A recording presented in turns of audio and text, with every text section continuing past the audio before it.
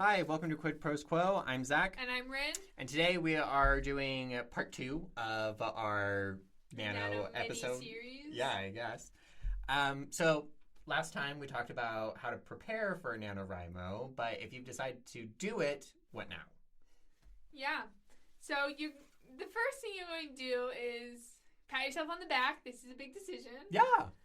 But the second thing you're going to do is you're going to figure out some way to track your word count.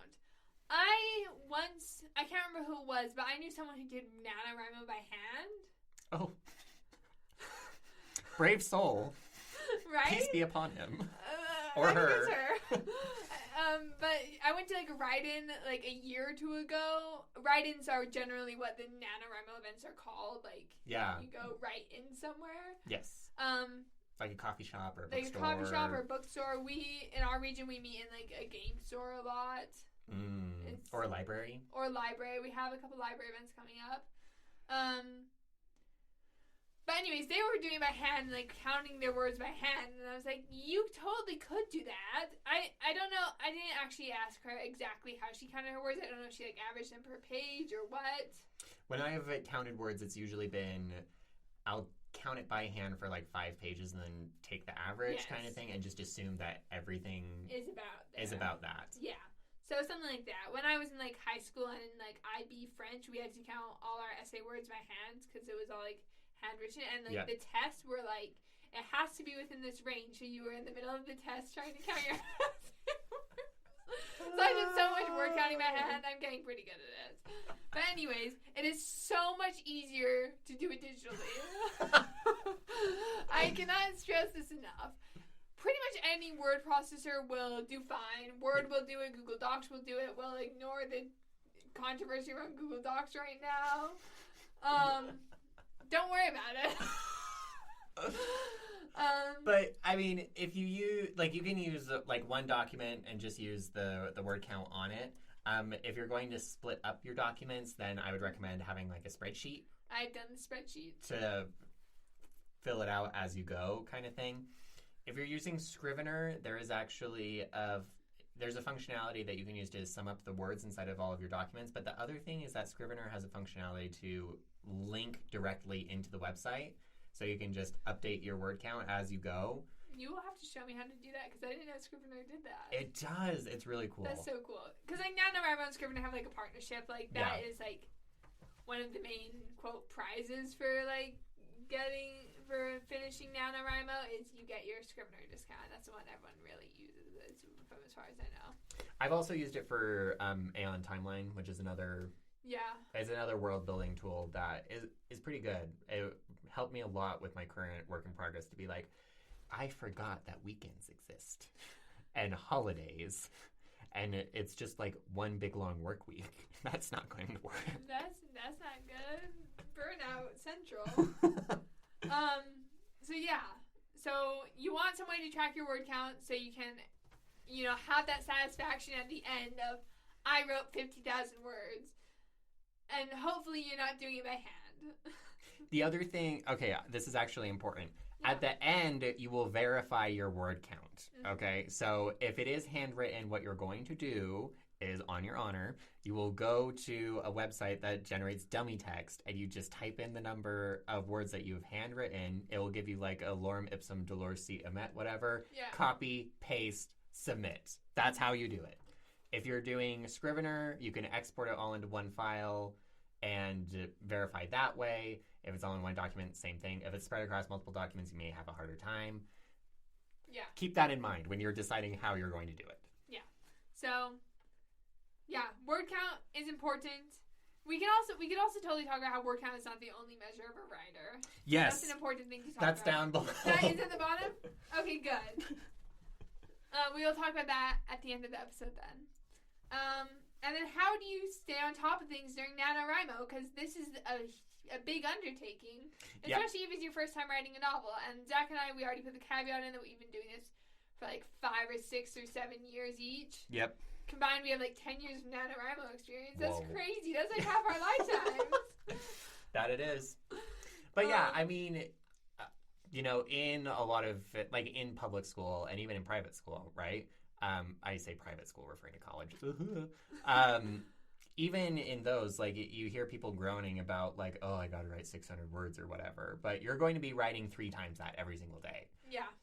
And it's a big usually, undertaking. I find it to be easier to write 2,000 words of fantasy novel that I'm excited about than 2,000 words of art history, or I was going to say evolutionary biology because that was one of my last classes I had to write essays for in college. Yeah, very true. So even as cool as all that was, but I was writing like my 2,000 or 6,000 word research paper for that class, and it was pretty bad. So it goes. Like, I write for fun, but not like this. So you'll use. So first of all, measure your words per minute. You can do it the old-fashioned way by just timing yourself. There are websites that you can use to time it. If you are in lots of writing discords, have a little bot called Sprinto where you can set like a 1 minute sprint and type as much as you can, and then it's like, oh, here's your words per minute. Or Sprinto is nice because you can say like 15 minutes, you put in your word count at the beginning and at the end, and it calculates your words per minute for you. So that's another way of getting it. But using your words per minute, you can figure out how much time you need to schedule for NaNoWriMo and then protect that time. Like keep an, sign on your door, like do not disturb, writer at work. Yeah, something like that. Kind of thing. If you want to go the millionaire CEO route, you get up at 5 a.m. every morning to do your writing. That is tongue-in-cheek. Please don't get up at 5 a.m. if you don't have to. Sleep is valuable. You need to take care of yourself first. Like, self-care as a writer is so important, especially during NaNoWriMo. That was a joke. You should not get up at 5 a.m. if you don't have to. I already get up at 5 a.m. for my job, so I will not be getting up at 4 a.m. this year to write. That's just not happening. One of my favorite quotes is from a guy by the name of Hugh Nibley, and he said that, I'm totally paraphrasing, but he's like, there is no moral value in getting up at 5 to write a bad book rather than getting up at 9 to write a good book. Yeah. There's just no moral value in getting up early. I say this as an early bird. Like... It's very true. Like, there's no moral value in that. Yeah. I have a whole spiel on this, but we're going to keep going. Hot takes part 2? Huh? Hot takes part 2? Yeah. Let me write that down in my note. So the next question that a lot of people have is, what do you do if you fall behind, right? If you need 2 hours every day to get to your word count, what happens if you only get in like 15 minutes one day? The answer is, first and foremost, don't panic, okay? Don't panic and don't like delude yourself into believing that because you only got 15 words one day, you should give up entirely, right? Let it go and say, you know what, I'm going to do better tomorrow, and just focus on getting those, if it's 2 hours, get in those 2 hours. Let go of getting caught up at first, because you can use days where you're feeling really good, or weekends, or my personal favorite, using Thanksgiving. Yes. To get back on top of it. Like, the first time that I won Nano, I probably wrote 15,000 words over Thanksgiving break in order to finish. So that shows you, like, how far behind I was and how much that I used that break in order to rally. Yeah. And lots of people do it, okay? That's what it's for. It's not for spending time with family. I'm joking, it is. I would do my writing on the plane home to California. Yeah. It's like a 2-hour flight, and I would get like a couple thousand words in. Yeah. And that's a perfectly good strategy. Like, if you're traveling and you don't need to be the one who's doing it. Flying the plane. If you are flying a plane, please do not work on your Nano project. Please don't. If you're driving a car, please do not work on your Nano project. But you yeah. will not be held responsible for any liabilities. Sorry. Speed up that little bit so that it's super duper fast. I'll learn how to do that just for this. Maybe. We'll see. Probably not. And what if you get stuck? You can write something supplemental or do a free write. I have when I was writing All Hail the Queen of Hearts, I would go and do a little stint into, like, the Mad Hatter's backstory. Yeah. To, like, something that is just, like, side writing or back writing. Mm-hmm. To, like, I'm stuck in the story, but maybe if I figure this other thing out, or just, like, give my brain a break from the main thing, it will be okay. Yeah, this can also be a good time to break out nonlinear drafting, which we did an episode about back in like the 50s range, I think. Yes, I will not. We'll include that somewhere in the show notes. And then a lot of people will resist the idea of writing supplemental writing because it's like not official or and whatever. Not productive. Yeah, but that's in air quotes for those of you who have the non-existent video feed. But like, it's okay. Like, I cannot stress to you enough. There are no nano police, right? Yeah. If you include 5,000 words of backstory into your word count, like the KGB isn't going to break down your door and like steal your manuscript. Hopefully not. I mean, they won't. But that's just such a nightmare scenario. No one is going to steal your manuscript or burn your manuscript or do anything bad to your manuscript if you include something that is not strictly the draft. Because anyways, this is probably a first draft. Yeah. And first drafts are meant to be bad. Yep. Like Ernest Hemingway said, and pardon my language, but Ernest Hemingway said, first drafts are always shit. Like, that's what they're for. Yeah. Yep. But whatever you do, like if you get stuck, don't delete anything. Mm-hmm. Like that is the cardinal rule of Nano. Don't delete anything. If you're working on like Google Docs, I will sometimes use the suggest feature and like delete it in suggestions so it gets like the strike through for it. But then it still goes to like your word count and stuff. Because it's not actually out of the document, but you know you don't want to keep it. Very true. And then at the end of the month, after you verified your word count, then you can go in and accept all the suggestions. Yes.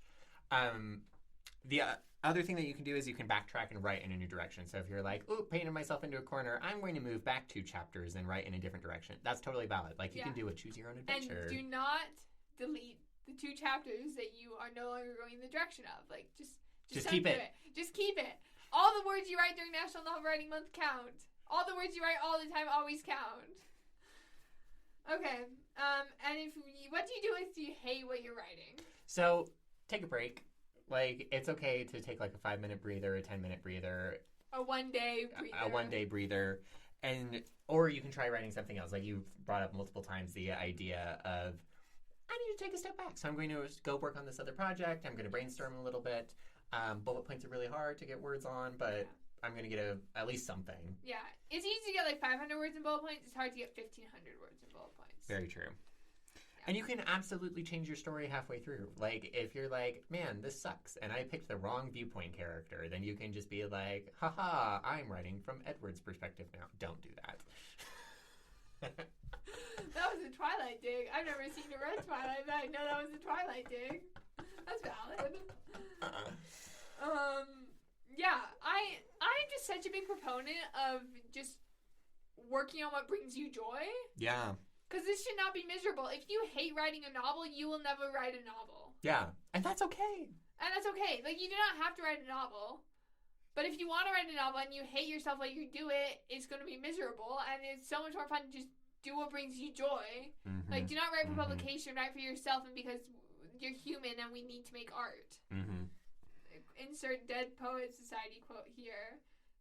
I love Dead Poets Society. It's so good. And Honors 320 right now, we're talking about developing the, belief that we are writers kind of thing. I love that. It was a really great discussion. I would love to hear more about that after we finish recording. Last but not least, what if you don't write 50,000 words? It doesn't matter. Say it with me. It doesn't matter. This is an experiment. It's for fun. There is no repercussions. There is no nano police. It is okay. And even if you write like 25,000 words, let me tell you something. That is more words than your coworker did. Okay? Yeah, exactly. Unless your coworker is one of us. Well, now you're setting me up to get 50,000 words this year, which we'll see. I believe in you. And that was a joke. Your coworker's not one of us. Your coworker's probably not doing NaNoWriMo. Yeah, and they've never done anything creative either. Yeah. Like, it is just seriously so okay. And it's also 25,000 more words than you had at the start of the month. And any progress is good progress. Like, I cannot emphasize enough how important it is just to create art, and to appreciate progress where there is progress. Amen. Final announcement. This is not related to well, it's kind of related to National NaNoWriMo Month. We are going to be taking a hiatus for the rest of 2023. We are doing this because obviously it's National NaNoWriMo Month, and we want to donate our creative energies to our novels and work towards that output that we both so desperately need. Zach's writing his grad school applications. That's Zach's another writing part grad of it. school applications. Rin's working a job and doing ML stuff. A 9 to 5 is kind of hard.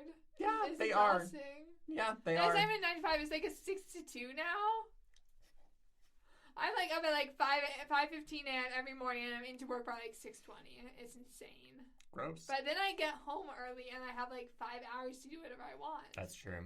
I That don't is a have good point. homework. But anyway, so hiatus announcement for November because it's National NaNoWriMo Month, and then it's just all holidays, and we're traveling, and it's hard to get together to record.